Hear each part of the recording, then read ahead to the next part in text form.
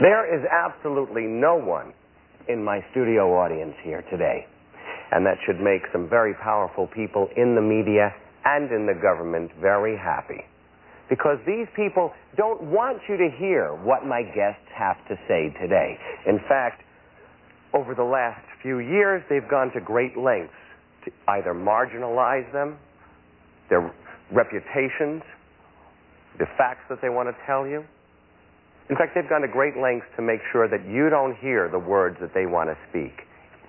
Going one step further, there is even a chance that they may stop this show, and then you will not be hearing me introduce my first guest, who is Jennifer Flowers. Thanks for being here today. My pleasure. It's been 4 years since you came forward with your allegations about Bill Clinton. And there's a lot of people who say, well, this is an old story. Why should people care about what you have to say? Well, I think the reason that people do care about what I have to say is because it goes to the core of the character issue. And that isn't something that, by the way, that I continue to bring up. It's brought up through various things that Bill Clinton or a part of his administration has done throughout the 4 years that have done that show that these people do not have high moral character. So, every time that something like that comes up, for example, the Dick Morris situation, then my name is brought up again, and my situation... The media keeps telling us, though, the American people don't care about character. Well, the media will lie to you. The media, it's a liberal media. They got Bill Clinton elected. They want him to get elected again. They slant a story to make us believe things a certain way, and they don't always tell you the truth and give you the facts. The biggest reality that I've had to face in the last 4 years has been that this so-called credible media that I thought could deliver me the facts and inform me so that I could make an articulate decision have been the biggest sluts for ratings, for sales. They'll do whatever it takes, and that doesn't mean that they're going to tell you the truth. I'm not talking about the tabloids. You're talking about the legitimate, the mainstream media. The so-called legitimate mainstream media, okay. Yes. They have been the worst, in my opinion. We know to some degree how you felt about Bill Clinton 4 years ago. Have your feelings changed over the last 4 years that he's been president? Well, absolutely. They have changed in a number of ways. Certainly my feelings toward Bill have changed. We had actually broken off the relationship about a year before the story became public, before the relationship became public. I have had to come to terms with so many things that I naively thought that I could take to the bank, like I said, to be able to trust. 60 Minutes, for example. They set up the show that Bill and Hillary did, and the executive producer admitted that had he edited that show differently, that Bill Clinton would still be in Massachusetts looking for votes, you see. So I thought that there were certain things, certain guarantees I had that I could believe in life, and I've realized in the last 4 years that that's not so. You say you were Bill Clinton's lover for 12 years, but correct me if I'm wrong, does the White House still maintain that you were nothing more than a casual acquaintance? Well, I'm sure that they're not going to tell the truth. Do you expect these people to wake up today and all of a sudden decide to tell us the truth? Has Bill Clinton or anybody in the government or anybody in his campaign officially acknowledged that you were more than a casual acquaintance? That isn't their way of doing things.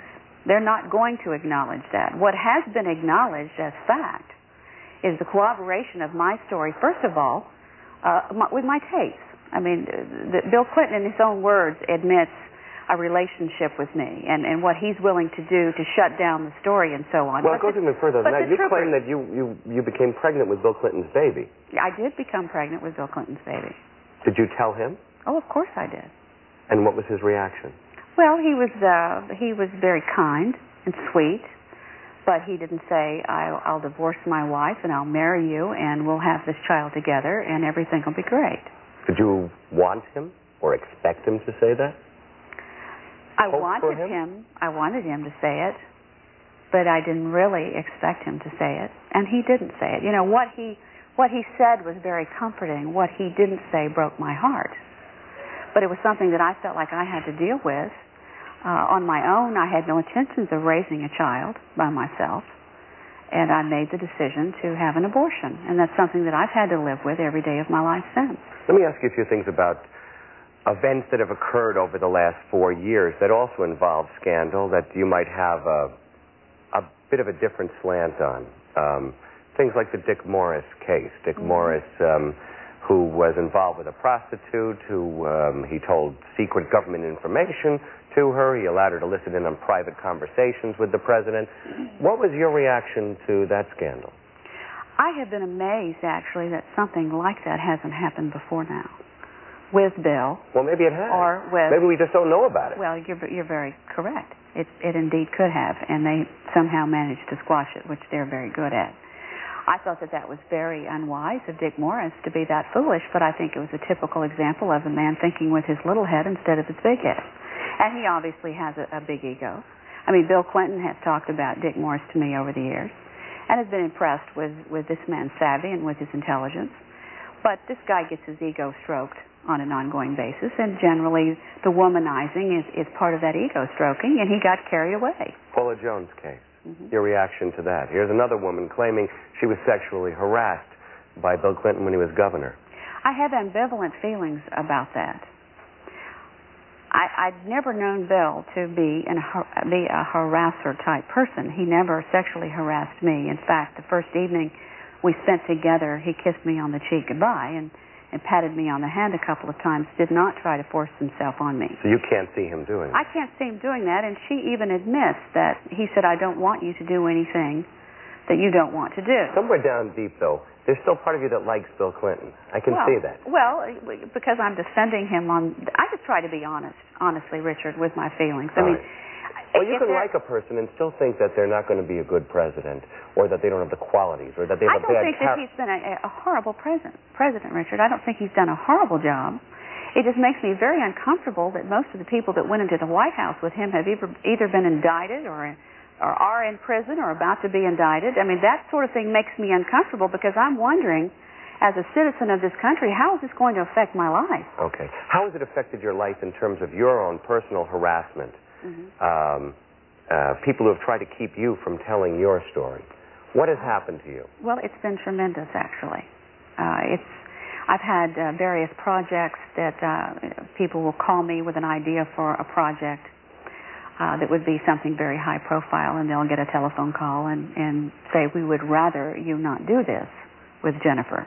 Do you think the administration, the organization, that they're still concerned about what you have to say? Do you still think that they're keeping an eye on you? Do you still think that they're keeping you from speaking? Do you still think that you're still a concern to them? I think I'm a concern to them. I think that they know where I am and what I'm doing, and I'm sure they know I'm here with you today. If you make it an audit this next go-round like I have almost every year. And I'm calling my accountant as soon as the show is over. I think you're in big trouble, Richard. Well, I hope it's only an audit and it's not a bullet. Well, and I have to, on a serious note, I have to face the reality that can happen. Do you ever fear for your life? Absolutely. From the organization? From the organization. Perhaps sometimes I fear that someone who perceives themselves as helping Bill Clinton, not necessarily someone as part of that organization, may try to harm me. I have security people. I have them with me here today. I don't go anywhere without security people. I've got to go to break.